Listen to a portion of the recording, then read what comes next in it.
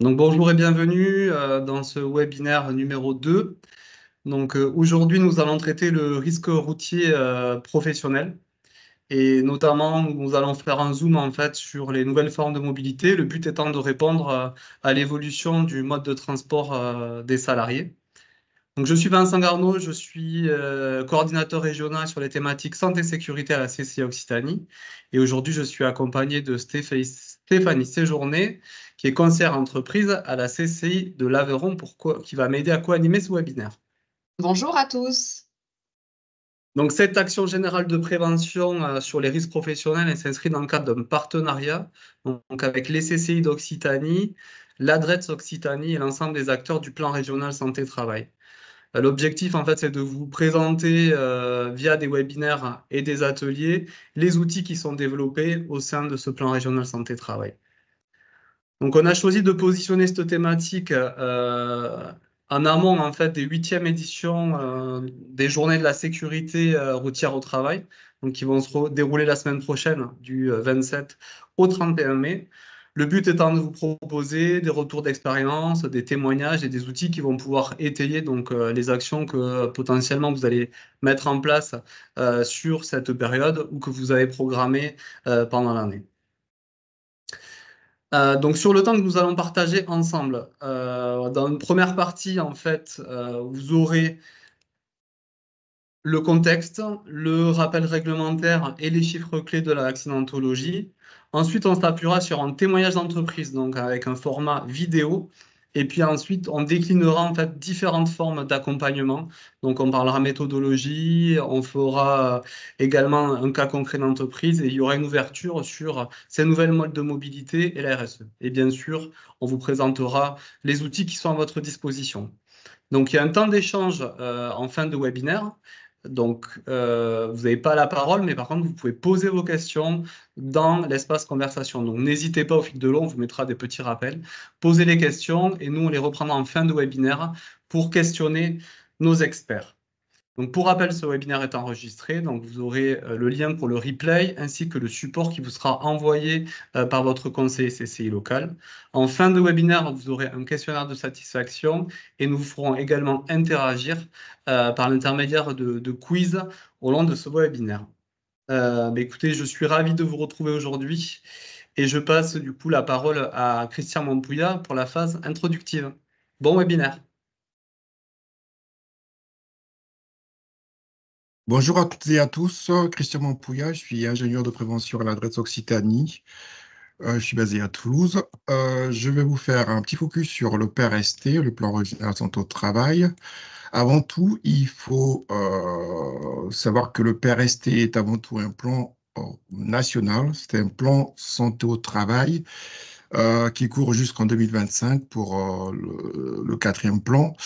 Il est effectivement décliné sur le territoire Occitanie par le biais de tous les partenaires qui sont censés travailler de manière partenariale. Et l'idée, c'est également de co-construire les actions sur le territoire avec pour objectif de renforcer le lien entre les différents partenaires, mais également de mutualiser les moyens et les ressources disponibles de tous les acteurs qui interviennent à ce titre-là, dans le cadre du PRST. Le PRST, on l'a vu précédemment, c'est une réunion d'acteurs, hein, c'est-à-dire réunir tous les acteurs pour converger, travailler ensemble collectivement sur la prévention des risques professionnels, mais également sur l'amélioration des conditions de travail. Pour ce faire, donc, il faut associer tous les acteurs. C'est résolument une approche pluridisciplinaire. On a par exemple parmi les acteurs l'ARS pour faire le lien santé au travail et santé publique. Dans la CARSAT, les SPST, donc les services de prévention de santé au travail, l'ARACT, les CCI comme partenaires relais, mais également la GFIP pour toutes les problématiques en lien avec les situations de handicap et notamment de maintien dans l'emploi.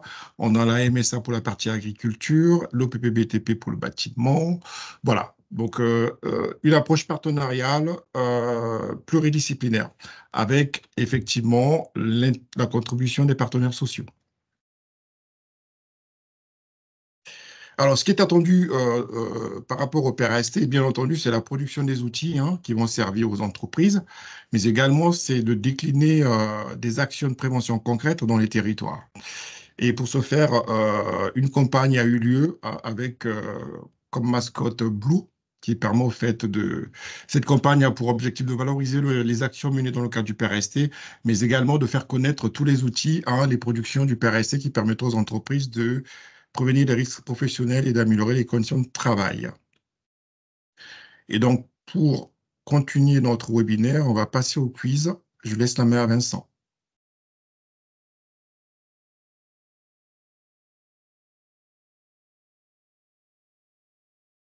Vincent, tu as la Excusez-moi, main. oui. Oui, pas de souci, j'ai juste cliqué sur le mauvais bouton, je suis désolé. Donc, vous avez le quiz qui est parti, voilà, il doit s'ouvrir dans l'espace conversation. Vous avez fait un test tout à l'heure hein, et le temps qui se resignalise. Du coup, ce qu'on voulait savoir, en fait, c'est un petit peu votre niveau de maturité au niveau du risque routier dans votre entreprise. Donc, vous avez plusieurs propositions. Il vous faut voilà, cliquer sur celle qui vous paraît la plus réaliste chez vous. Donc, est-ce que donc, ce risque routier est intégré en plan d'action et ce sujet est fréquemment abordé? Est-ce que vous ne vous sentez pas concerné parce que vous n'avez pas de déplacement professionnel? Est-ce que du coup, bah, c'est votre métier, donc voilà, il n'y a pas besoin, hein, vous faites partie des cadors en la matière, vous connaissez. Est-ce que vous l'avez quand même identifié dans votre document unique?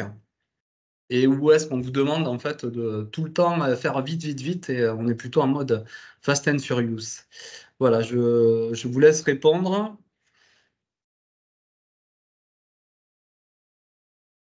Donc encore quelques secondes, je vois que vous êtes encore toujours en train de répondre. Allez, les derniers, du coup, on va pouvoir partager ensemble les résultats.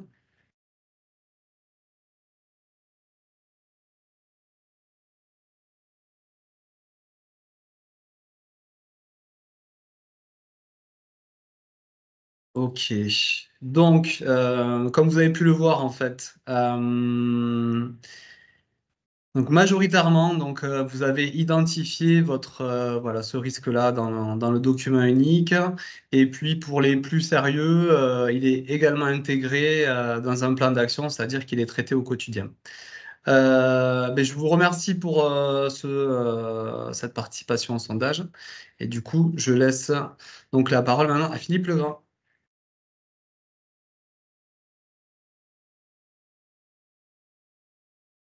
Philippe, il faut juste réactiver le son. Oui, bonjour. C'est bon. Bonjour à toutes et à tous. Donc, Philippe Legras, je suis responsable du pôle sécurité routière à la DREAL Occitanie, direction des transports. Et donc, je vais vous présenter quelques chiffres en matière d'accidentalité sur la région Occitanie. Donc, il faut savoir que ces chiffres sont tirés des fichiers, ce qu'on appelle les fichiers BAC, bulletins analyse accidents corporels, qui sont issus des remontées des forces de l'ordre. Donc la police et la gendarmerie. Donc ensuite, on fait des analyses des différentes données qui nous sont remontées pour en tirer des statistiques. Alors, bon, il faut savoir que ce fichier, ce qu'on appelle fichier BAC, c'est pas, voilà, ça donne une bonne image, une bonne vue de l'accidentalité, mais en fait, ne sont répertoriés dans ces fichiers BAC que les accidents corporels hein, où les forces de l'ordre sont intervenues. Donc, on dénombre environ 3900 accidents corporels annuels sur la région Occitanie, dont un bon millier, on va dire, liés à l'activité professionnelle. Alors, l'évolution du nombre d'accidents entre 2018 et 2022 sur la région Occitanie, donc vous voyez sur le graphique, on est grosso modo dans les 3900 accidents, mais on a quand même une accidentalité qui baisse.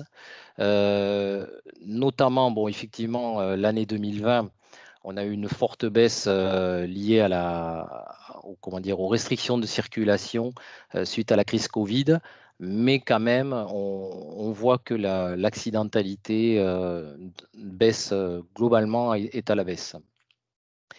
Alors, par contre, le nombre de tués et le nombre d'accidents mortels, lui, il est en légère hausse. On a, par rapport même à l'année de référence pour nous, qui est l'année 2019, donc l'année avant Covid. on a une hausse des accidents, des tués pardon, et des accidents mortels. Alors, ça, tous les chiffres là que vous voyez, vous pourrez les récupérer, bien sûr, en fin de webinaire. Là, il s'agit de vous donner les chiffres, les derniers chiffres que nous avons pour l'année 2023. Donc, ce sont encore des chiffres provisoires, mais voyez, on s'aperçoit qu'on a une évolution à la hausse de l'accidentalité. Ainsi que du nombre de blessés. Par contre, bonne nouvelle, le nombre de tués pour l'année 2023 diminue par rapport à l'année dernière.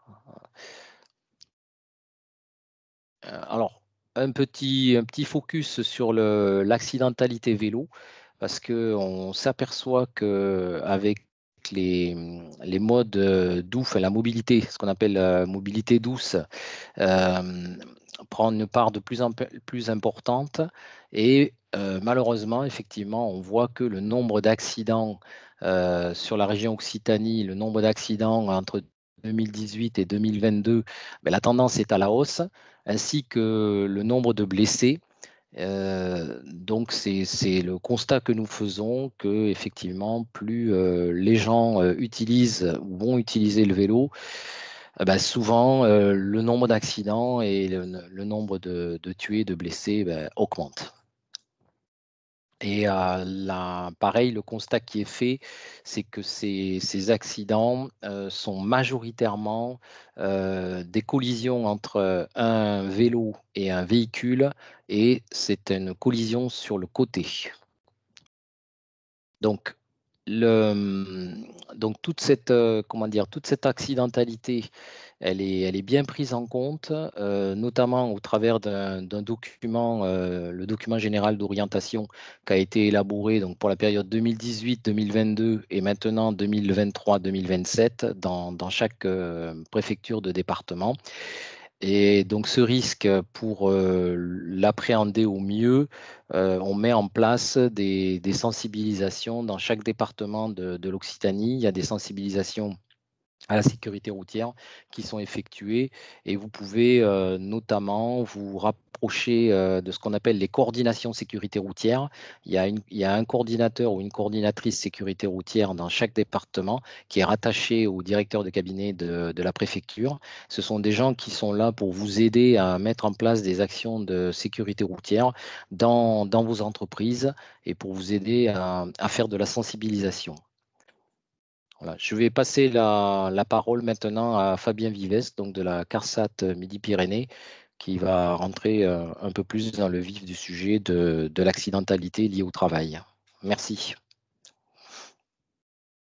Merci Philippe. Donc effectivement, la CARSAT Midi-Pyrénées, pour ceux qui ne connaîtraient pas cet acronyme, c'est la Caisse d'assurance retraite et de santé au travail. Donc nous sommes la Caisse régionale de sécurité sociale et nous intervenons, donc, comme son nom l'indique, en matière de retraite pour les salariés et en matière de risque professionnel pour les salariés du régime général dans l'ancienne région Midi-Pyrénées, les 8 départements donc, de l'ancienne région Midi-Pyrénées. Alors nous allons nous intéresser à présent aux enjeux et à la sinistralité, plus spécifiquement du risque routier professionnel. Donc il faut savoir que conduire pour son travail entraîne des contraintes particulières et l'exposition à des risques professionnels. Nombreux sont les salariés qui se déplacent fréquemment en voiture pour leur travail, par exemple les technicos commerciaux, les salariés du BTP, les aides à domicile. Mais il faut savoir aussi que conduire pour se rendre au travail quotidiennement et en revenir, pour aller au bureau, pour aller à l'atelier, expose également à des risques d'accident de la route. Alors, c'est pour cela que le risque routier au travail doit être considéré comme un risque professionnel. Alors, je prends pour exemple fréquemment un technicien de maintenance, un ascensoriste, qui va parcourir la région pour réparer, faire de la maintenance pour des ascenseurs. Si l'on considère qu'il fait environ 36 000 km par an au volant, à 60 km/h, ça représente 600 heures par an sur la route, soit plus de 1/3 de son temps de travail, si l'on considère qu'il est à temps plein, sur la route. Donc on voit bien que conduire pour le travail doit être considéré comme un acte de travail et un acte de travail important puisque c'est, pour cet exemple-là, un tiers de son temps de travail. En matière de sinistralité, en cohérence à ce que disait Philippe, on considère que environ 38% des accidents corporels de la route impliquent au moins un usager en déplacement lié au travail. Alors, on distingue classiquement les personnes qui sont ce qu'on appelle en mission, c'est-à-dire qui se déplacent pour l'entreprise et qui sont sous la subordination ou sous l'autorité de l'employeur. Ces accidents de travail, ça représente à peu près 20 à 25% des accidents de routiers professionnels. Et l'on distingue d'autre part les accidents de trajet, donc c'est-à-dire les personnes qui se déplacent pour aller ou pour revenir de leur domicile à leur lieu de travail ou pendant la pause déjeuner. Et là, c'est le gros du volume, puisque c'est environ 75 à 78% des accidents de routiers professionnels.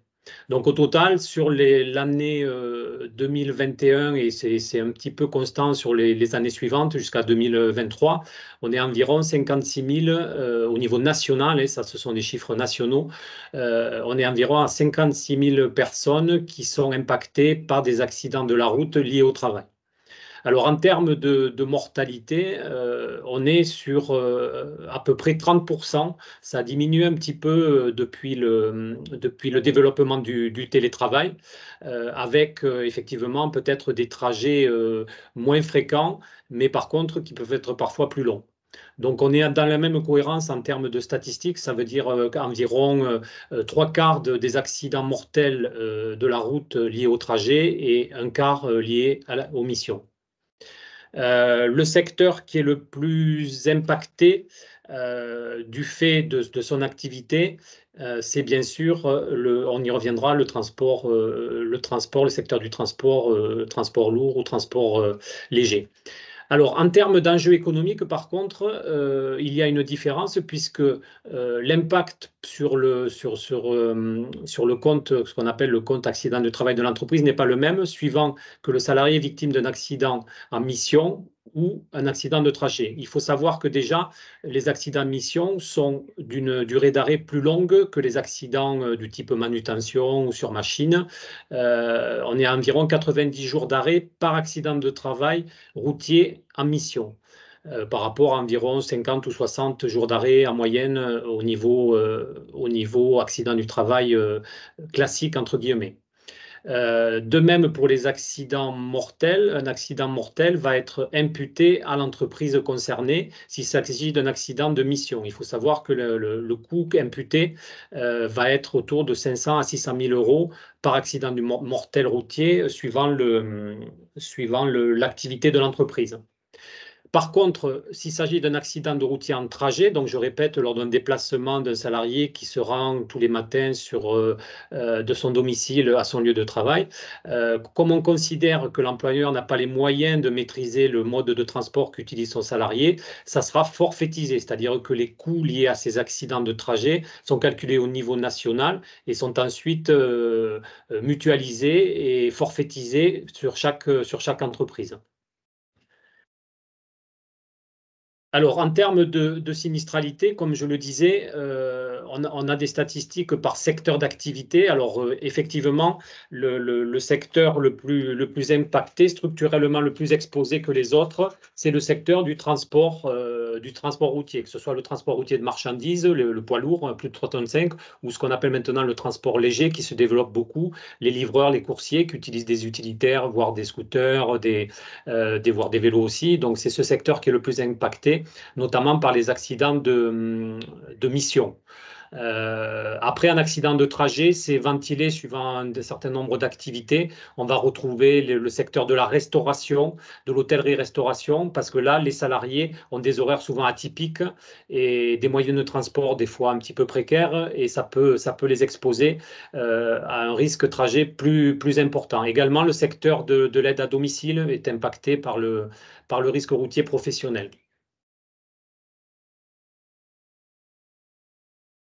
Alors, par rapport à ce que disait Philippe, par rapport aux nouvelles mobilités, on retrouve effectivement dans le risque routier professionnel le côté augmentation des risques liés à ce type de mode de déplacement. Donc, que ce soit les vélos mécaniques ou assistance électrique ou les engins de déplacement personnel, par exemple les trottinettes ou les gyropodes, ils sont de plus en plus utilisés, y compris dans les trajets professionnels. Et sur la dernière décennie, la part des nouvelles mobilités dans les accidents routiers professionnels n'a cessé de croître.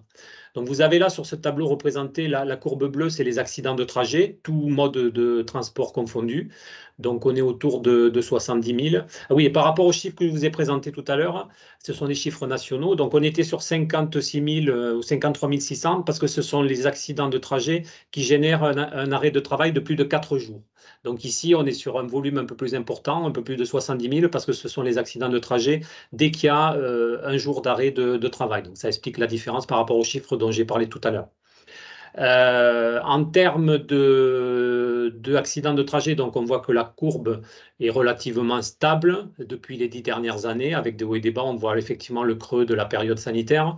Mais par contre, la courbe rouge ou orange qui apparaît sur le schéma, on voit qu'il y a une croissance importante, puisqu'on était à environ 1800 accidents de trajet liés à ces modes doux, vélo ou mode de transport personnel.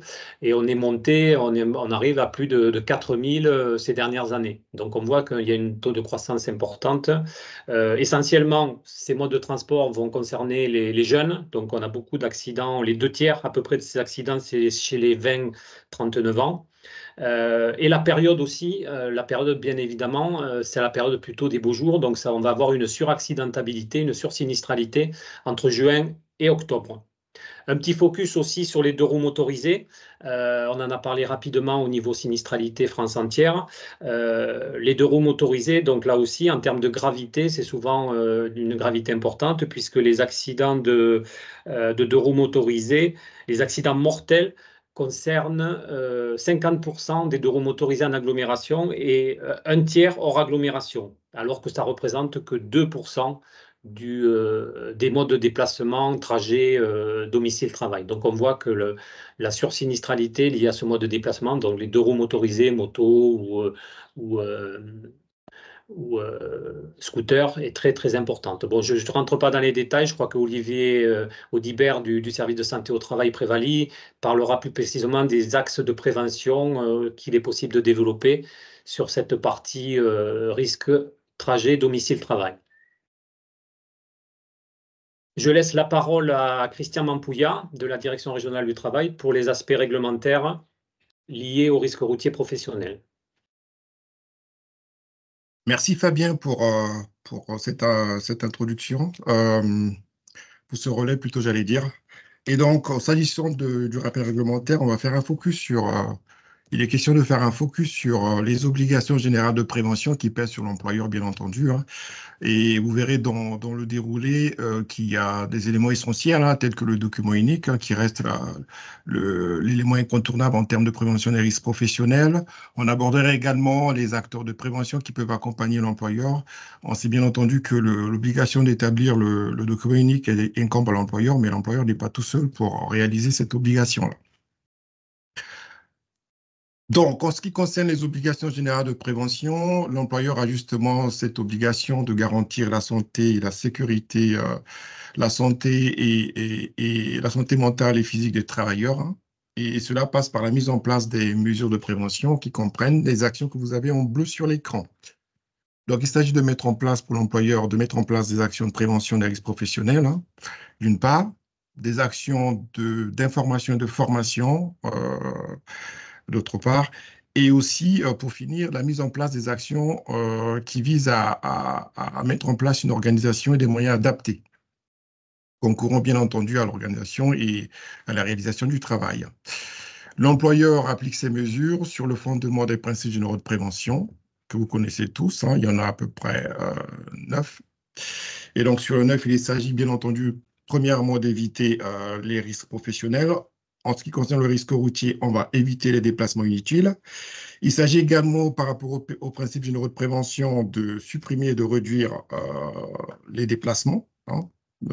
On l'a vu tout à l'heure. Premier élément, on évite les déplacements inutiles. Deuxième élément, on réduit au maximum les déplacements. Plus on va limiter les déplacements, moins on exposera les salariés sur la route.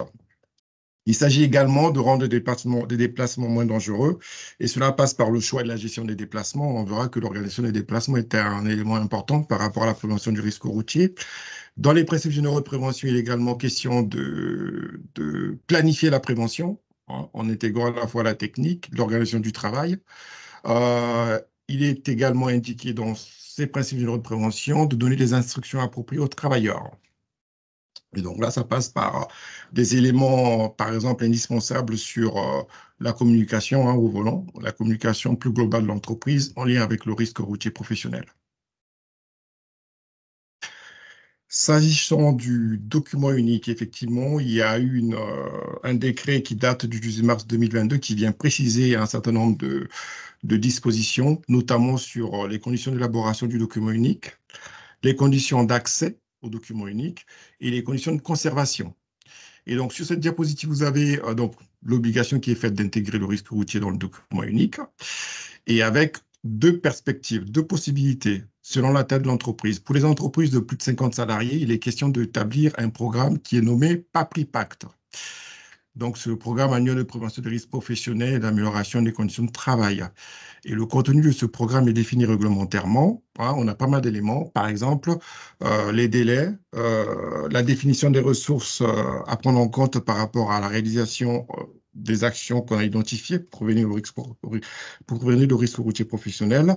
On a des indicateurs, on a l'estimation des coûts des actions. On a également les ressources disponibles à l'entreprise qu'on va mobiliser le cas échéant.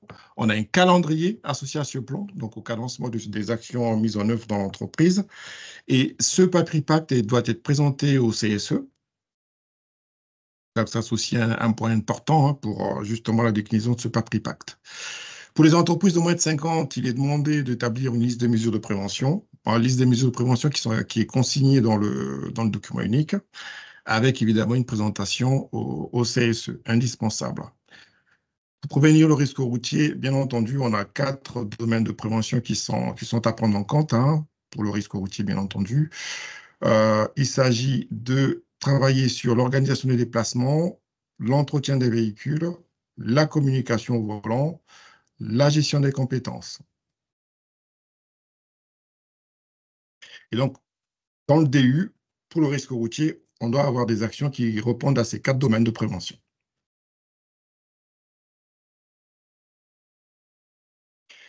Je l'ai indiqué tout à l'heure à mon intro, l'obligation d'établir le document unique est une responsabilité, est une obligation qui incombe à l'employeur, mais il existe des acteurs qui peuvent appuyer l'employeur par rapport à cette obligation-là, qui est d'établir le document unique. Il y a le CSE qui doit être associé à la réalisation du document unique. Les services de prévention et de santé au travail, ex-médecine du travail, sont également mobilisés pour réaliser le document unique. Et les organisations professionnelles type l'OPPBTP pour le bâtiment, l'ARACT et d'autres organisations de branche peuvent également accompagner les entreprises, l'employeur dans le cadre de cette obligation-là. J'oublie pas les CCI qui sont aussi mobilisés dans le cadre d'accompagnement des entreprises à la mise en place du document unique. Je rappelle que le document unique a plusieurs vocations. C'est d'abord un outil, une obligation réglementaire, mais c'est également un outil qui permet de mettre en place une démarche de prévention, une démarche participative en entreprise, hein. Donc, c'est un outil de prévention à part entière, au-delà de l'aspect réglementaire, hein, de l'obligation réglementaire. C'est un outil qui s'inscrit dans le cadre d'une démarche collaborative et il existe plusieurs acteurs qui peuvent accompagner justement l'établissement du document unique, aussi bien en interne qu'en externe. Alors, un focus sur les nouvelles mobilités. Là, en l'occurrence, il s'agit de faire un point sur les engins de déplacement personnel. Et pour ce faire, il faut se baser sur le décret du 23 octobre 2019 qui a été modifié par le décret du 31 août 2023. Ces décrets ont vocation de rappeler les obligations réglementaires sur les règles générales de circulation, les équipements indispensables, les règles et les conditions de circulation, je l'ai dit tout à l'heure, et les sanctions applicables sur ces types d'engins. Et donc, dans ce décret, vous avez tous les éléments qui reprennent les 4 points que je viens de citer, la règle générale, les équipements indispensables, les règles et conditions de circulation, les sanctions applicables. Et d'ailleurs, Olivier Audibert en fera une esquisse lors de son intervention sur la partie accompagnement. Donc là, on va vous passer un témoignage d'entreprise qui est situé dans le Comminges. Il s'agit au fait d'une entreprise, d'une petite entreprise, hein, une TPE, PME, qui a mis en place la prévention du risque routier en entreprise. Et donc, on vous laisse découvrir le témoignage en vidéo. Vincent, si tu as la main. Oui, voilà. Donc, on a choisi cette entreprise-là parce qu'elle est implantée en Occitanie. C'est une entreprise plutôt artisanale. Donc, le lien sera disponible sur le replay. Sinon, c'est sur le site national de la sécurité routière. On se retrouve juste après.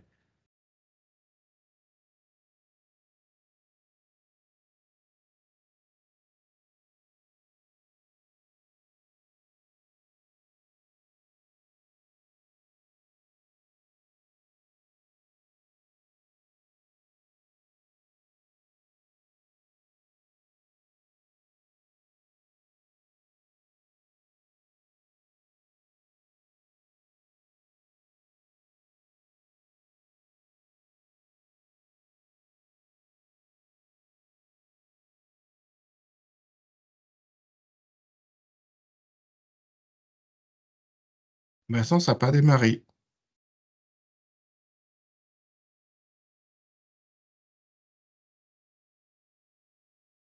Moi, c'est lancé pourtant chez moi et je suis en mode partage là. Est-ce que c'est le cas pour tout le monde du coup?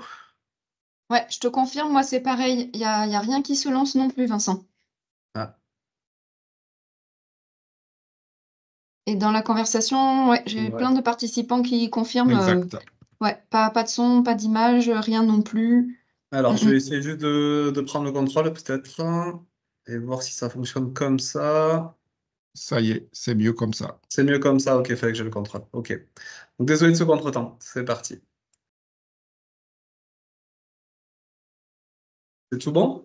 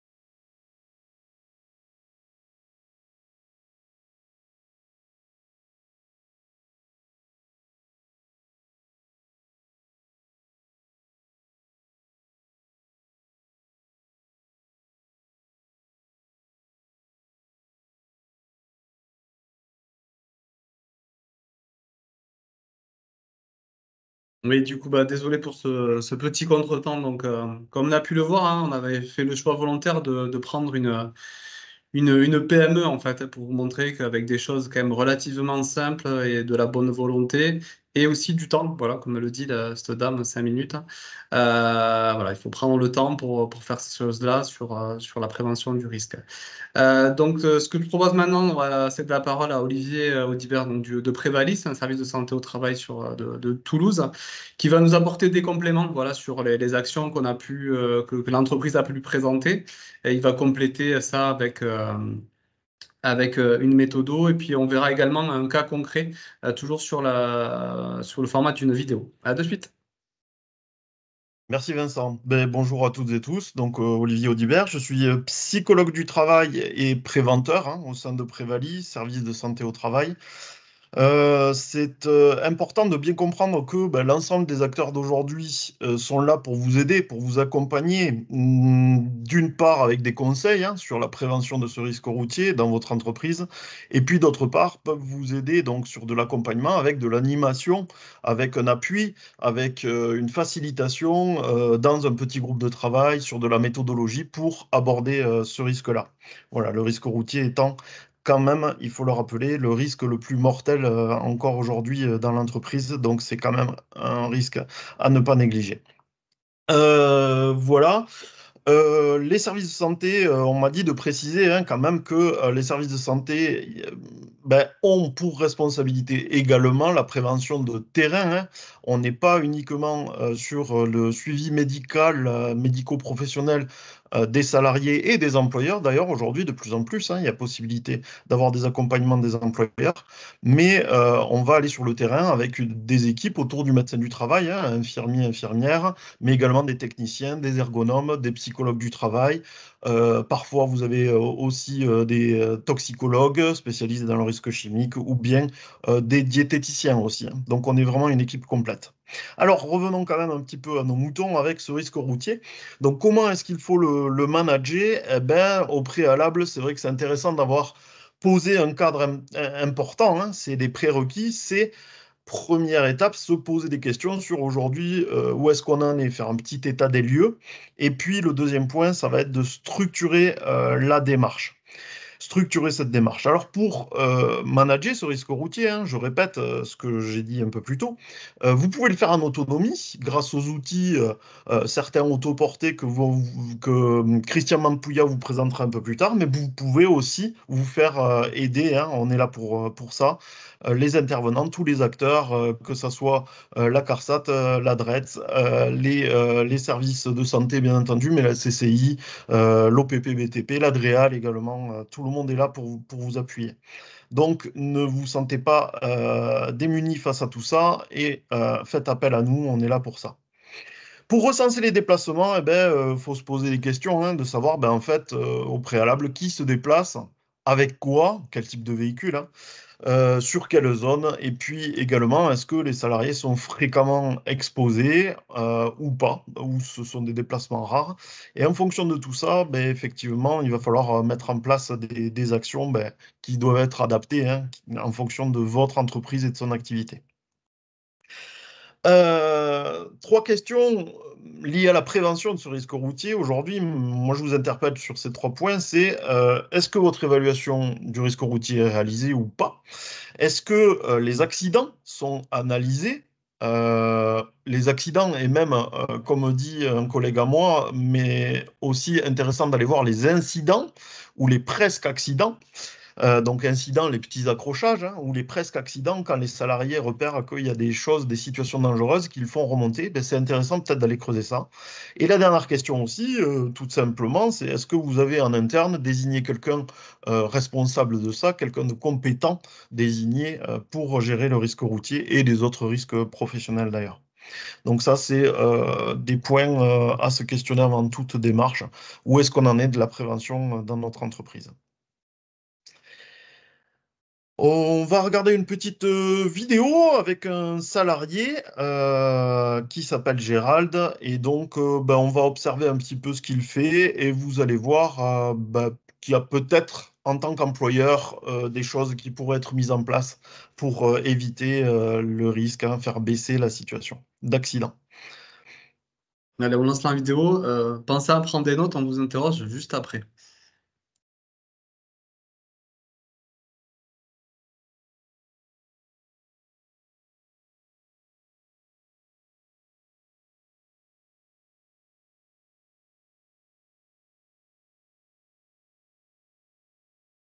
Je pense, Vincent, qu'il te faut reprendre le contrôle encore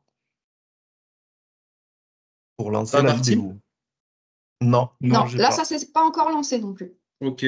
Pourtant, j'ai bien fait la manip ce coup-ci. Ah, on a un affichage. Ça devrait. Alors, c'est peut-être le temps que le film se lance alors? Ok, ouais. La vidéo était un peu lourde, hein. Elle est hébergée directement. C'est parti là ou pas? Oui, c'est bon, merci. Ok, je remets du début. Allez, feu.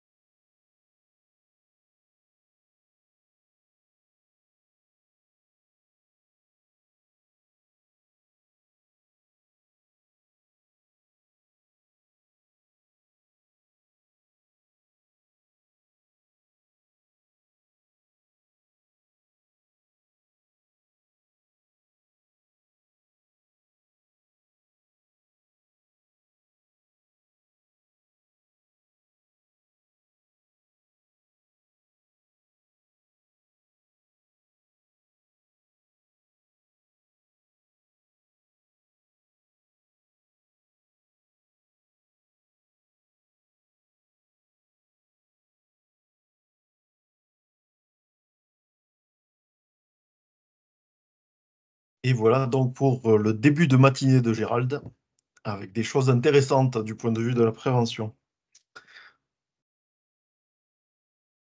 Alors, ce que je vous Un petit... propose, voilà, on a un petit quiz ben, justement pour vous questionner. Qu'est-ce que vous en avez pensé de la matinée de Gérald?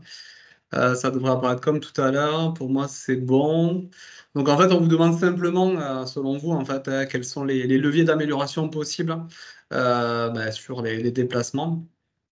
Donc, l'organisation des déplacements, le véhicule, le développement des compétences et la gestion des communications. Allez-y, je vous laisse voter.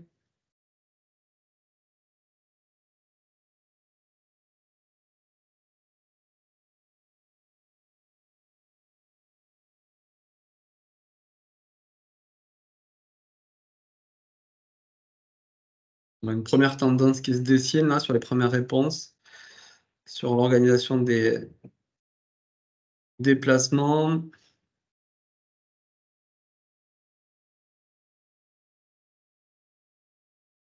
On n'enregistre pas les résultats, hein. Il y a les réponses juste après. Allez, on vous laisse encore 30 secondes pour répondre et puis ok, je vois que ça stabilise. Donc vous avez été majoritaire en fait à une grosse partie, donc plus de 85% à répondre sur l'organisation des déplacements. Et ensuite, il y a la gestion des communications à 10%, 4% sur le développement des compétences et rien sur le véhicule. Voilà, ben, il y a peut-être des nuances de réponse. Olivier va nous en dire plus. Oui, moi, ça me plaît bien, les stats, parce que habituellement, en fait, on remet un petit peu la responsabilité des choses sur le conducteur, sur le facteur humain, en disant ben, c'est le salarié qui prend des risques, c'est le salarié qui a des soucis, qui fait mal les choses, qui respecte pas les procédures. Or là, on voit bien que finalement, pour aider Gérald dans la gestion de son quotidien, ben, ça se passe peut-être en amont, avec l'organisation des déplacements, tout à fait, avec peut-être la gestion des communications. Moi, on voit en fait que là, vous êtes un public qui est déjà un petit peu sensibilisé sur la question des déplacements par rapport à tout ça. Alors, on s'est amusé avec mes collègues à répertorier un petit peu, hein, les idées d'amélioration. Et vous voyez, ben, j'ai vu ça, hein, dans les commentaires, dans la conversation. En fait, pour Gérald, il faudrait lui mettre un petit peu de tout. Mettre plein d'actions possibles pour limiter son risque sur la route. Et par exemple, l'organisation des déplacements, ben, préparer l'itinéraire, ça semble aujourd'hui intéressant pour lui et pour tout le monde d'ailleurs, hein. Personnellement, aujourd'hui, je me déplace plus chez les adhérents de Prévalis sans me poser deux questions toutes simples. La première, c'est est-ce que c'est facile à trouver chez vous? Et la deuxième, alors là, on me donne des indications sur ben, comment repérer, hein, après le rond-point, la deuxième à droite, après l'usine en rouge. Donc ça permet d'avoir un repère visuel. Et deuxième question que je pose, c'est est-ce que c'est facile de se garer aussi? Et ça permet déjà de savoir, moi, d'anticiper, savoir si je m'y prends à l'avance ou pas pour partir un petit peu plus tôt ou pas. L'autre possibilité aussi pour préparer les itinéraires, c'est par exemple, moi je l'utilise beaucoup Street View pour voir, me placer sur la carte et voir à quoi ça ressemble. Ce qui fait que ben, quand j'arrive sur les lieux, je suis beaucoup moins stressé puisque je sais à quoi m'attendre. Sur la gestion des véhicules, Gérald, on pourrait très bien lui mettre un GPS aussi. Parce que la conduite au genou du volant avec la carte sur les genoux, c'est pas super non plus. Au niveau de la gestion des communications, ça c'est intéressant aussi, c'est voir finalement quelles sont les choses les plus fréquentes. Les appels, est-ce qu'il reçoit des appels? Est-ce qu'il doit en donner? Pour quelles raisons? Est-ce que c'est tout le temps pour chercher l'endroit où il est? Est-ce que c'est pour prévenir qu'il va être en retard? Auquel cas, on peut très bien aussi, dans l'organisation de déplacement, déléguer cette partie à la secrétaire pour qu'elle appelle Monsieur Georges et dire bah, désolé, je vais avoir un petit peu de retard. Au niveau de la gestion des compétences, on peut très bien aussi sensibiliser Gérald, bien entendu, mais aussi il y a d'autres possibilités hein, sur la conduite plus souple, économique. Il y a beaucoup de choses possibles, des sensibilisations, des audits de conduite. Donc, il y a des choses possibles qui peuvent aider Gérald là-dessus. Dans tous les cas, vous voyez que Gérald, il a une activité très concrète et que quand on veut évaluer les risques routiers, le risque routier, ce qu'il y a de bien, c'est, encore une fois, dans la méthode, c'est de s'appuyer sur les salariés. C'est pas de remplir le fichier, l'outil tout seul dans mon bureau sans poser la question aux personnes qui se déplacent. D'une part, ça permet de faire remonter les problématiques, les situations problématiques, et d'autre part aussi, ça permet d'avoir une idée des solutions. Donc la préconisation forte sur ces évaluations des risques, quels qu'ils soient d'ailleurs, hein, c'est de s'appuyer sur des gens représentatifs de ceux qui sont dans l'activité de terrain pour pouvoir être plus fidèles et proposer des choses qui collent en termes d'action. Et puis aussi, ils adhéreront plus facilement au changement, aux actions proposées pour améliorer les choses. Manager le risque routier, donc ben, je suis employeur, on l'a vu hein, plusieurs fois déjà, on commence là à enfoncer le clou avec ben, se poser des questions sur l'organisation des déplacements, se poser des questions sur les véhicules, comment ils sont gérés, les communications internes dans l'entreprise, mais aussi les communications externes avec les clients, hein, encore une fois, hein, appel entrant, appel sortant, pour quel motif. On peut mettre en place, d'ailleurs, je fais une parenthèse, hein, c'était dans les propositions sur un protocole de communication, et parfois c'est tout bête. Je pense à une association d'aide à domicile où parfois les tournées des personnes sont modifiées parce qu'il y a une collègue absente ou quelque chose à faire en supplément. Et donc, suite à cette évaluation, il y a eu une discussion dans le plan d'action. C'était tout simple, c'était ben, quand le bureau vous appelle, si vous êtes en train de conduire, on va vous laisser sonner une fois, on raccroche, on vous rappelle une deuxième fois 30 secondes après, on raccroche, et ça veut dire qu'il y a une urgence, il y a un changement de planning, un changement de parcours.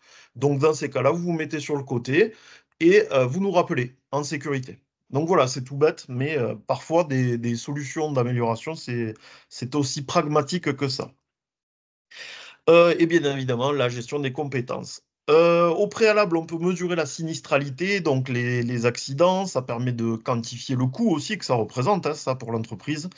Et ça permet aussi quand même de repérer ben, s'il y a des facteurs de risque qui reviennent un petit peu hein, dans ces accidents et de comparer d'une année sur l'autre aussi, de voir si ce qu'on met en place, c'est bénéfique ou pas. Dans l'analyse des déplacements, ben voilà, hein, quelles distances sont parcourues, je l'ai dit au début, hein, quelles distances sont parcourues, comment on organise les déplacements, est-ce qu'on met en place une tournée, est-ce qu'on, par exemple, on privilégie les clients ou les bénéficiaires qui sont à proximité du lieu de domicile du salarié? Toutes ces questions-là. Est-ce qu'on organise les découchés aussi, s'ils doivent partir plus de 200 km? Est-ce qu'on ne prévoit pas l'hôtel, par exemple, le soir? Voilà, c'est des questions comme ça qu'il faut se poser. Au niveau du parc de véhicules, là aussi, il y a des choses à faire. Est-ce que c'est l'entretien est délégué à ben, un concessionnaire, hein, soit parce que vous êtes en location, soit parce que ben, vous avez un partenariat? Est-ce que ce sont les salariés qui utilisent leur propre véhicule? Auquel cas, ben, comment on fait pour l'inciter à faire attention aux organes de sécurité, au gonflage des pneus, la propreté du pare-brise, les clignotants qui sont bien en état, qui clignotent bien, etc. Qu'est-ce qu'on prévoit là-dessus?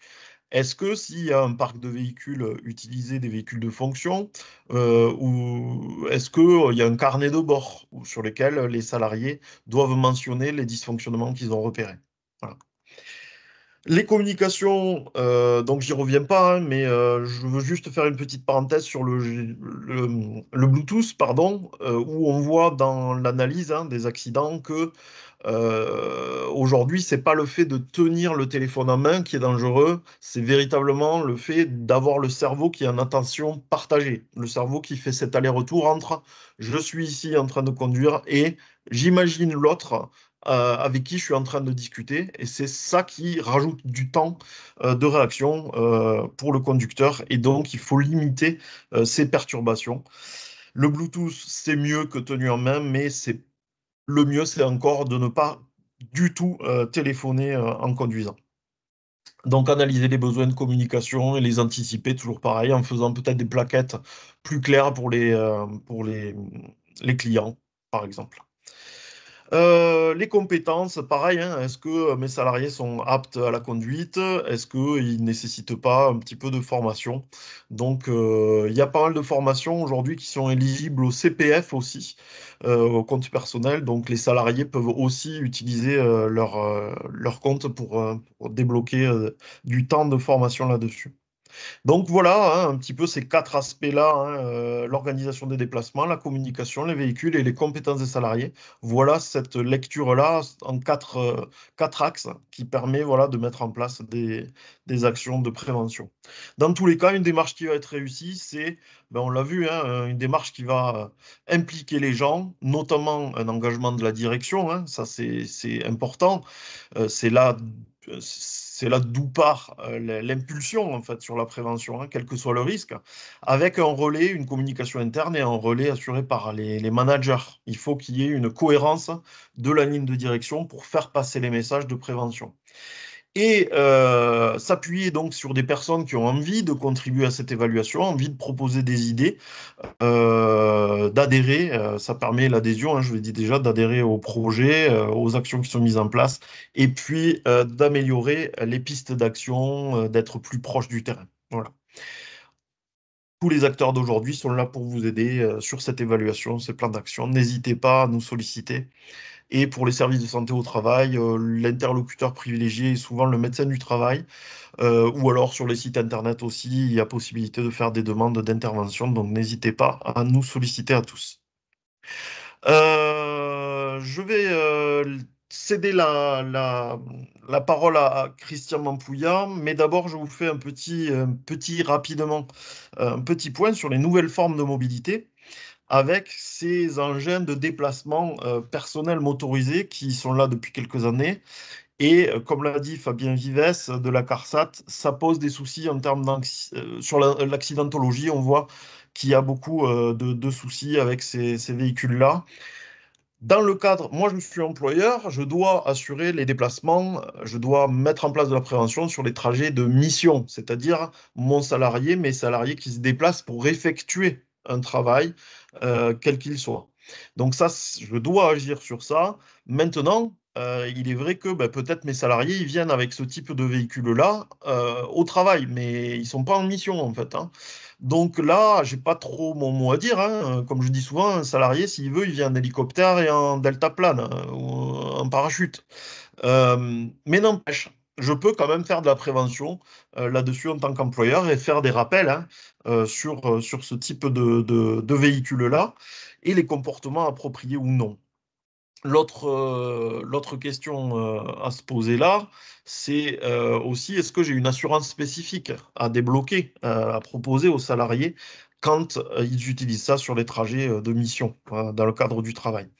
Et puis, bien sûr, dans les principes de prévention, c'est la dernière ligne, mais c'est important quand même, hein, informer les salariés sur ce type de risque. Les sensibiliser, ça reste capital quand même, leur expliquer que ben, il y a des choses, c'est pas pour rien que ça existe.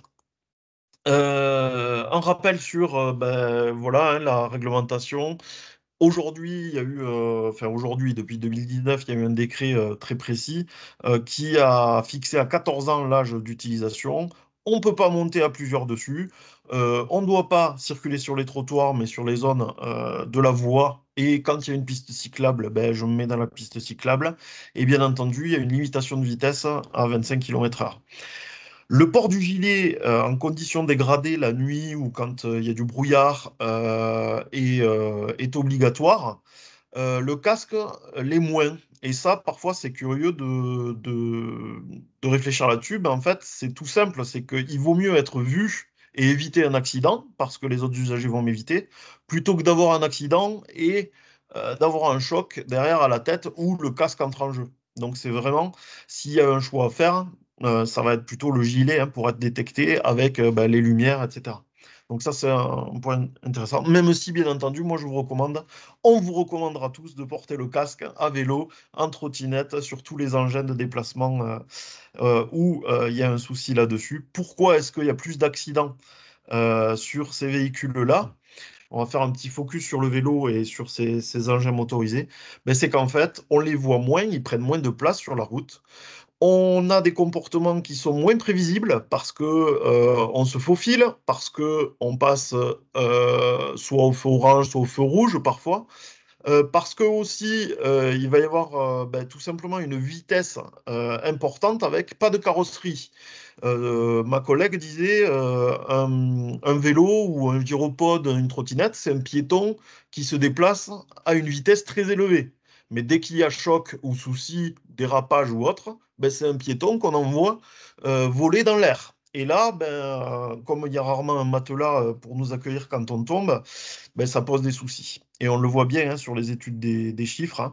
Hein. Donc, que ça soit dans le cadre du travail ou hors travail, un vélo a 4 fois plus de risques en fait d'avoir un souci dans la circulation qu'une voiture. Et pire encore quand il y a un moteur sur le deux roues, où là, avec la vitesse, comme je disais, c'est encore plus critique. Il y a encore plus de soucis. Donc, vos salariés utilisent ce type de véhicule, vélo, engin de déplacement personnel motorisé. Il y a vraiment un focus à faire là-dessus, une sensibilisation forte, mais aussi à se poser la question, comme je disais, de comment ils se déplacent, à quel moment, est-ce qu'on leur demande de répondre au téléphone alors qu'ils sont sur la trottinette? Toutes ces questions-là qu'il faut discuter en fait au sein de l'entreprise. J'espère que j'ai été assez clair. Hein. Question de timing, je pense qu'on est bon. Je vais céder la parole à Stéphanie Séjourné, donc de la CCI de l'Aveyron. Oui, merci Olivier. Je vous dis vraiment deux petits mots très rapides en fait pour faire le lien entre ces thématiques de mobilité et la responsabilité sociale et sociétale des entreprises, puisque un certain nombre d'entre vous qui participaient cet après-midi êtes engagés dans des démarches de RSE. En fait, c'est juste pour souligner le fait que les nouvelles mobilités, elles font vraiment partie intégrante du spectre global du développement durable. Donc la RSE, vous le savez, hein, c'est la contribution des entreprises aux enjeux de ce développement durable. Et donc voilà, l'idée, c'est des pratiques qui vont permettre une pérennité économique, un impact positif sur la société et le respect de l'environnement. Et c'est vrai que nos nouvelles mobilités, elles sont formidables pour contribuer à ces trois piliers-là.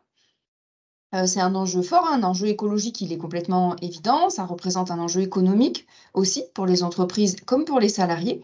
Et puis, on a vu un enjeu social aussi, notamment en termes de lien social, d'une part, et aussi en termes d'impact positif sur la santé.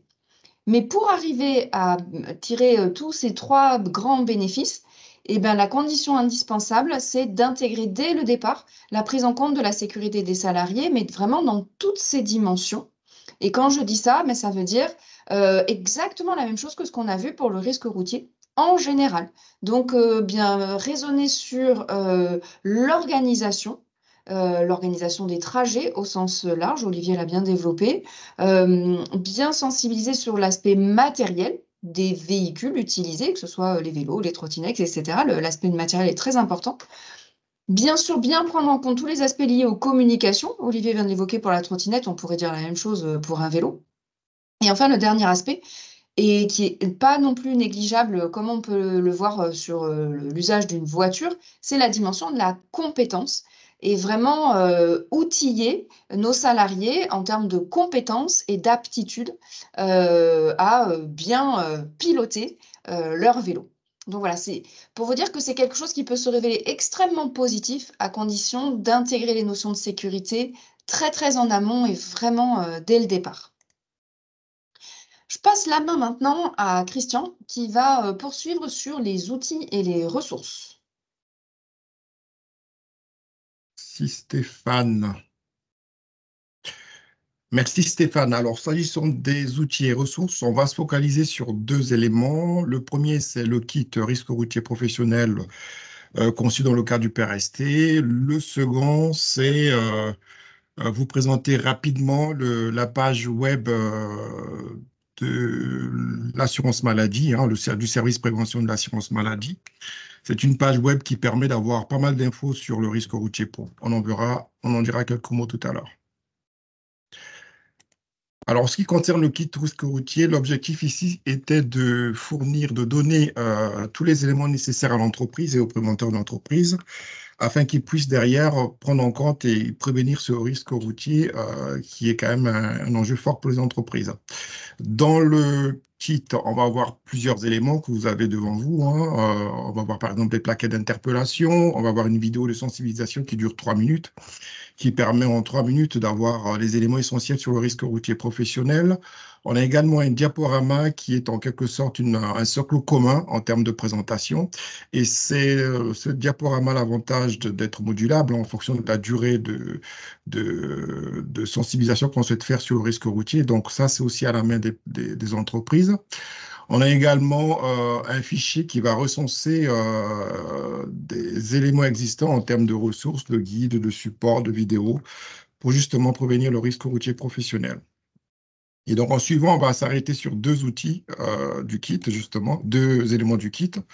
Le premier, c'est l'auto-diagnostic. C'est un outil qui permet à l'entreprise de faire un état des lieux. Effectivement, ce n'est pas visible à l'écran, mais ça se présente sous forme de 2 à 4 recto verso. Ce sont des questions qui tournent autour des 4 domaines de prévention du risque routier. Et ce support-là permet aux entreprises de se positionner sur le risque routier, de faire un état des lieux du risque routier en entreprise, donc en fonction des 4 domaines de prévention, bien entendu. Le deuxième élément sur lequel je souhaitais m'arrêter par rapport au contenu, c'est bien entendu le guide d'analyse daté routier, qui repose encore une fois sur les 4 domaines de prévention qu'on vient de voir, notamment sur le véhicule, l'environnement, le conducteur et l'organisation de déplacement. Donc la méthode VECO. Et donc, ce sont des éléments que vous pouvez retrouver dans le kit risque routier professionnel du PRST. Alors, le kit, il est disponible sur le site PRST Occitanie, hein. Il est téléchargeable à travers le lien que vous avez à l'écran et vous permettra derrière de promouvoir, de prendre en compte le risque routier, de prévenir le risque routier dans vos entreprises.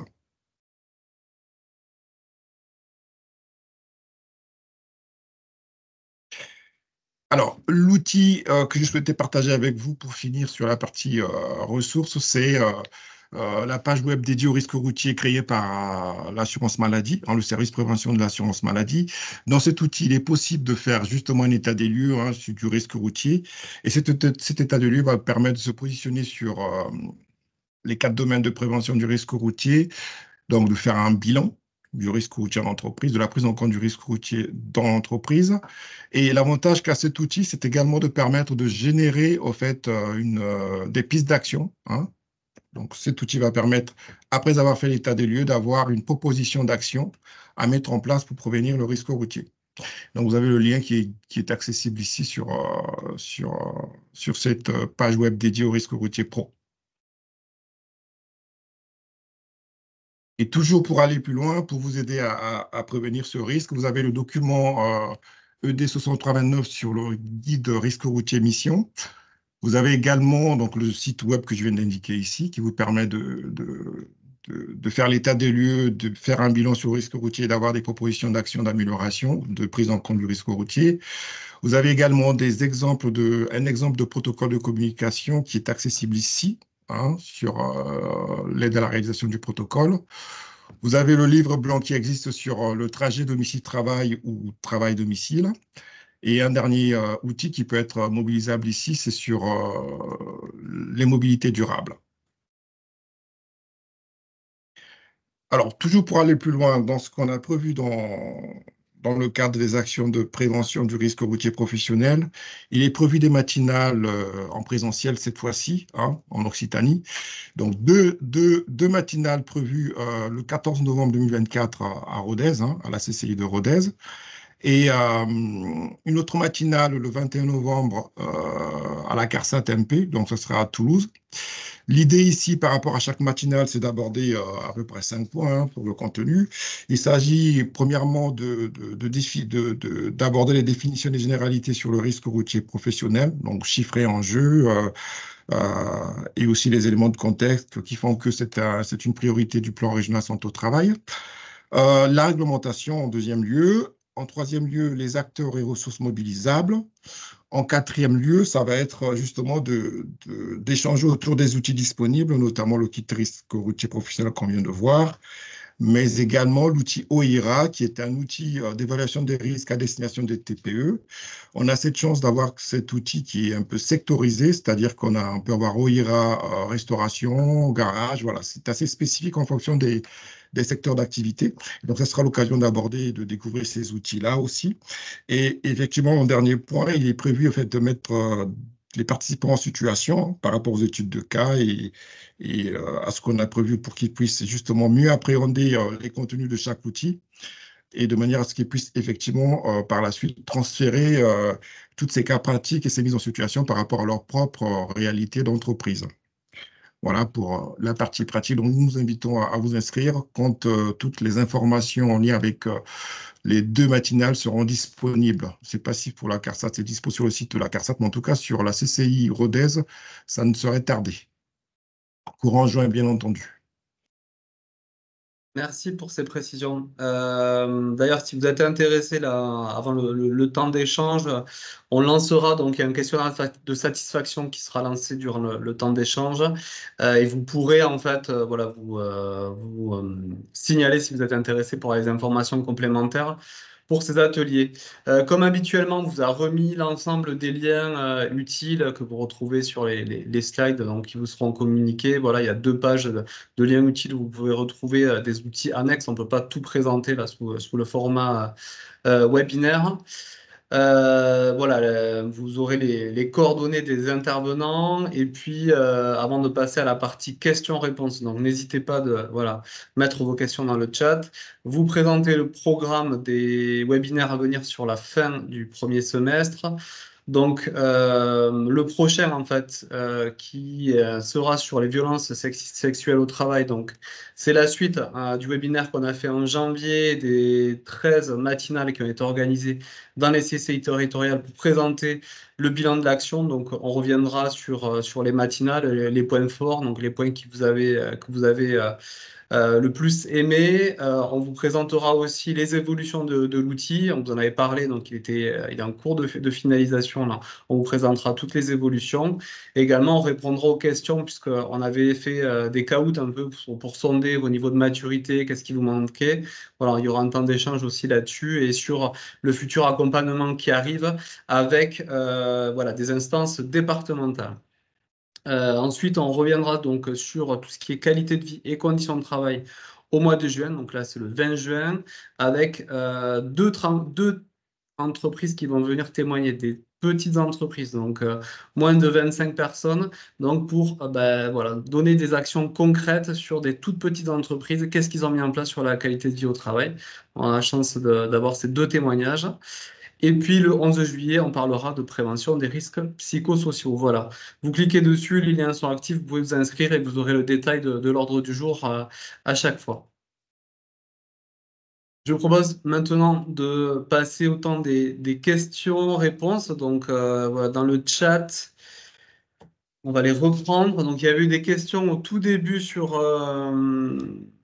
les statistiques, mais je crois qu'on y avait bien répondu. Oui, à moins de repréciser, en fait, c'était en global le pourcentage d'accidents qui sont liés à l'activité professionnelle. Je ne sais pas qui a envie de répondre. On avait dit ça représentait 1/3. Ça dépend si vous parlez d'accidents du travail avec arrêt, accidents du travail mortel. En gros, les accidents routiers professionnels, c'est 10% des accidents du travail avec arrêt.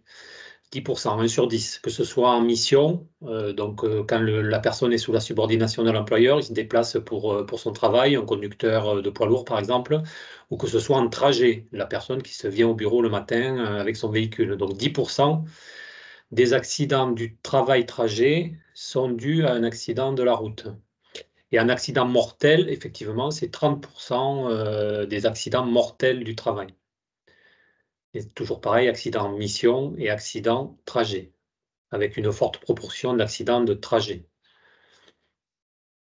Pour compléter les propos de la réponse qu'a donnée Fabien, en proportion, donc on est près de la moitié, 30-40% des AT mortels qui ont lieu sur la route, hein, dans le cadre aussi bien dans le cadre mission que trajet.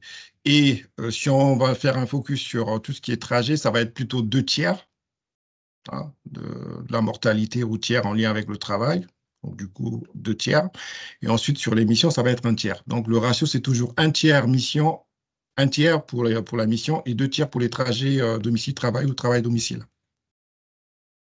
Voilà pour les chiffres. Ce que Merci. j'explique souvent aux employeurs, c'est que c'est l'avantage aussi de sensibiliser les salariés sur le temps de travail, sur les trajets de mission, mais aussi de sensibiliser des salariés qui n'ont pas spécialement de trajet de mission, parce que s'ils ont des accidents en venant ou en partant du travail, ben, ça a quand même un impact sur l'entreprise avec une charge de travail augmentée pour les collègues, ou alors il faut recruter, ça prend du temps en termes RH, c'est des préoccupations. Et sans parler bien sûr de quand c'est un accident grave, où là, il y a un impact émotionnel, affectif aussi de voir un collègue qui a eu un accident grave et ça mine un petit peu le moral de tout le monde. Donc il y a intérêt de sensibiliser aussi sur les trajets domicile-travail, même s'il n'y a pas de trajet de mission. Alors, une question qui vient d'arriver à l'instant dans la conversation, mais on va l'aborder parce que je trouve qu'elle est bien connectée avec ce qu'on vient d'aborder à l'instant. C'est si les salariés prennent le véhicule de la société chez eux, en cas d'accident, quelle est la classification? Est-ce qu'on est en mission ou on est en trajet? Sachant qu'ils vont directement de chez eux au chantier et du chantier chez eux. Qui a envie de répondre? Alors, sur ce type de question, il y a une jurisprudence qui est précise, hein, que si le salarié prend son véhicule pour se rendre chez lui le soir, il sera en trajet, il sera pris en trajet, c'est-à-dire qu'il sera indemnisé au titre de la réglementation risque professionnel pour son indemnisation. L'employeur, ça sera, comme je l'ai expliqué tout à l'heure, ça sera forfaitisé, ça sera un accident de trajet, donc il n'y aura pas d'impact sur le taux de cotisation direct de l'entreprise. Par contre, le matin, quand il va prendre son véhicule pour se rendre sur le chantier, là, il sera, s'il est victime d'un accident entre son domicile et le chantier, il sera en mission, parce qu'il est sous la subordination de l'employeur, il se rend pour son travail sur le chantier, c'est considéré comme un accident de mission. Donc, il sera bien sûr, lui, indemnisé au titre des risques professionnels, le salarié, et l'accident sera imputé à l'entreprise. Utilisation d'un véhicule d'entreprise ou un véhicule, même si c'est son véhicule personnel, du moment qu'il se rend sur un chantier ou qu'il se rend au siège de sa société, il est sous la subordination de l'employeur. Donc, mission. Merci. Du coup, Christian, vous avez rajouté effectivement les chiffres, que vous pouvez tous aller les consulter. Petite question aussi sur l'utilisation du kit de sensibilisation sur le risque routier professionnel. Voilà, comment est-ce qu'il peut s'utiliser? Est-ce qu'il est intégralement téléchargeable? Comment est-ce qu'on peut récupérer les vidéos, en particulier la petite vidéo de sensibilisation pour pouvoir la présenter pour sensibiliser les salariés dans l'entreprise? Voilà, est-ce que vous pouvez nous indiquer un petit peu comment les entreprises peuvent s'approprier ces outils pour développer leur propre support pour informer dans l'entreprise? Alors du coup, sur le kit, il est téléchargeable sur le site du PRST Occitanie. Le lien est donné sur les supports. En ce qui concerne les vidéos, on peut toujours générer un lien dans les présentations qui permettent d'accéder directement à la vidéo. Après, s'il y a vraiment besoin d'avoir une vidéo à part entière, les personnes, vous pouvez me contacter justement afin que je puisse vous envoyer via les canaux dédiés la vidéo, parce qu'au fait, effectivement, l'idée, c'est de permettre au fait, aux entreprises d'être autonomes là-dessus. Voilà.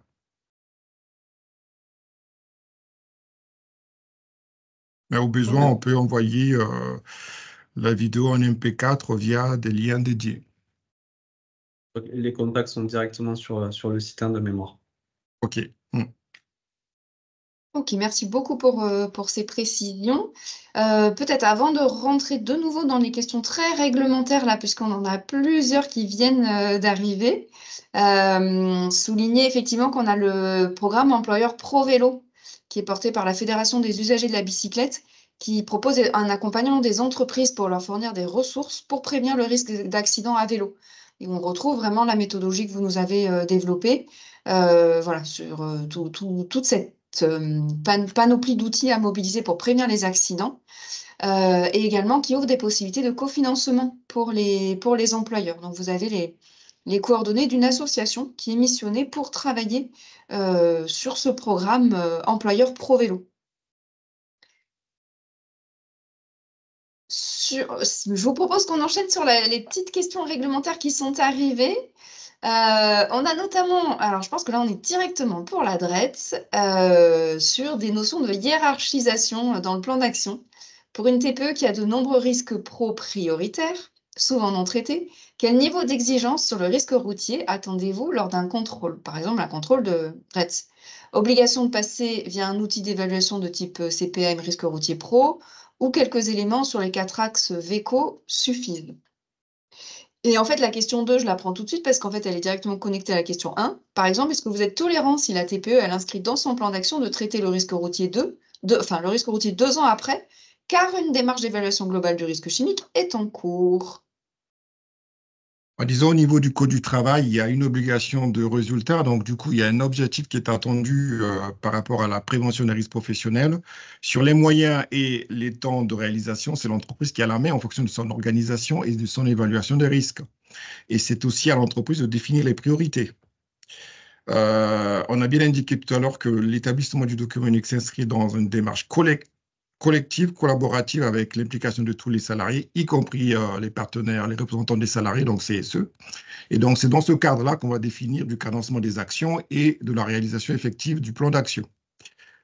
Et donc, la définition, la priorisation, ce n'est pas l'inspection du travail qui va le définir, ce n'est pas l'adresse qui va le définir non plus. Donc, du coup, c'est à l'entreprise de le faire en fonction de l'évaluation des risques et des priorités identifiées par rapport à la cotation qu'ils ont justement établie suite à l'évaluation des risques. Très bien. Donc, l'entreprise doit être capable de justifier son choix, en fait, Exact. à ce niveau-là. Et On a d'argumenter. une autre question, du coup. À quel moment l'accident de trajet travail est-il exclu si lors du retour au domicile, le salarié s'arrête faire des courses ou chercher ses enfants à l'école? Ça, c'est la CARSAT, ça. Alors, il est admis que le salarié peut s'arrêter pour des activités de la vie courante. Donc, par exemple, il part de son bureau, il va chercher ses enfants, il repart, il est victime d'un accident, ça sera pris en trajet. Ça sera pris en trajet parce que c'est un acte de la vie courante. Faire ses courses, acheter du pain, je crois qu'il y a une jurisprudence sur acheter des cigarettes, hein, même si ça paraît un peu bizarre, hein. Donc les actes de la vie courante sont considérés comme du trajet. Donc le salarié sera couvert par l'indemnisation au risque professionnel. Par contre, s'il s'arrête pour aller faire du sport ou aller au cinéma, il sort du trajet. Et donc ça sera considéré comme un accident de la circulation, entre guillemets, classique. Voilà. Donc, pour résumer, acte de la vie courante, c'est pris en trajet. Tout ce qui sort de la vie courante, c'est pas pris. Très bien, merci. Stéphanie, je te laisse poser la dernière question. Comme ça, je vois qu'il n'y en a pas d'autres pour l'instant. On sera dans le timing. Et moi, je vous sollicite pour le questionnaire de satisfaction en même temps. Ça marche. Est-ce qu'on doit obligatoirement informer au préalable d'un contrôle d'alcoolémie ou de stupéfiants, ou est-ce qu'on peut le faire de manière inopinée, sachant que c'est déjà prévu dans le règlement intérieur? Alors, du coup, je vais peut-être répondre à cette question-là qui tourne autour du dépistage, tout simplement, et en lien avec les addictions.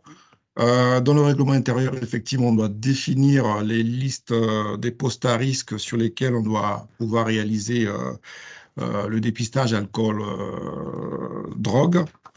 Mais également, on doit définir les modalités. Qui fait le test? Voilà. On doit prévoir également, si le test est positif, quid de la contre-expertise. Ça doit être aussi prévu dans le Code du travail, parce que le salarié qui va faire le test, il a le droit de demander une contre-expertise, de faire une contre-expertise à la charge de l'employeur. Ensuite, si le test est positif, quid sanction niveau voilà. Et ça doit être aussi prévu dans le règlement intérieur. Dernier point, c'est par rapport à la réalisation effective de tests, ça doit aussi être prévu dans le règlement intérieur. Donc, pour faire la synthèse, Dépistage uniquement sur les postes à risque, hein, c'est la jurisprudence et les bonnes pratiques qui voudraient que ça soit ainsi. Deuxième élément, modalité. On définit les modalités de réalisation. Troisième élément, contre-expertise. Qu'est-ce qu'on prévoit? Quatrième élément, c'est tout ce qui est sanction. Voilà. Et bien entendu, il faut que les dépistages s'inscrivent dans une démarche globale de prévention des pratiques addictives en entreprise. Et le fait d'avoir un test positif n'amène pas forcément un licenciement. Voilà. Et simplement, là, c'était bien noté hein, dans le règlement intérieur. Donc, si le règlement intérieur stipule que le contrôle peut être inopiné, l'employeur est fondé à le faire. Exact. Et je rajouterai aussi que si c'est dans le règlement intérieur, ça veut dire qu'en amont, ça a été négocié avec les représentants du personnel. Et validé. D'autant plus que le règlement intérieur est soumis à l'avis de l'inspection du travail, mais également un dépôt est fait au niveau des prud'hommes justement pour faire attention à tout ce qui est liberté individuelle, voilà. Donc ça veut dire que ça doit être une démarche paritaire, employeur représentant des salariés, et pas une démarche univoque de l'employeur. Exact. Et je répète encore une fois, le dépistage doit s'inscrire dans une démarche globale de prévention des pratiques addictives en milieu professionnel au sein de l'entreprise. C'est passionnant. Je pense qu'on a répondu assez largement à la question. Merci. Vincent, je ne vois pas de nouvelles questions arriver dans la conversation. Moi non plus. Je pense que je ne sais pas comment on aurait pu mieux faire pour le timing. On a toujours un petit peu de marge, soit pour une dernière question, ou on peut vous libérer 2-3 minutes avant. Donc, bah, écoutez, merci pour votre participation. Merci aux experts présents aujourd'hui. Merci aux gens qui ont également participé à la réalisation de ce webinaire. On se retrouve du coup au mois de juin avec 2 webinaires sur les VSST et la qualité de vie et les conditions de travail. Je vous souhaite une très bonne fin de journée. Au revoir. Au revoir. Au revoir à tous. Merci, au Au revoir. revoir.